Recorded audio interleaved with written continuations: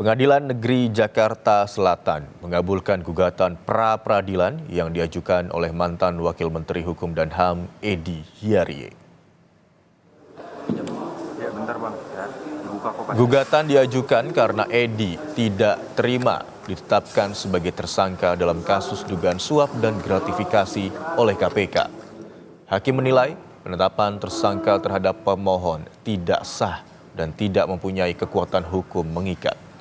KPK sebelumnya menetapkan Edy Hiarie sebagai tersangka karena diduga menerima uang sebesar 8 miliar rupiah dari Direktur Utama PT Citra Lampia Mandiri, Helmut Hermawan. Ya, bentar Bang, ya, dibuka kok pasti.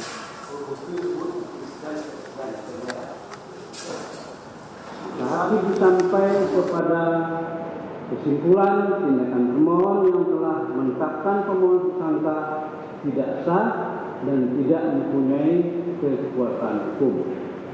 Satu KUHP untuk pasal 64 ayat 1 KUHP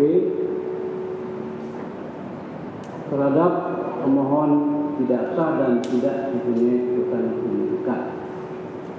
Menghukum termohon membayar biaya perkara sejumlah miliar.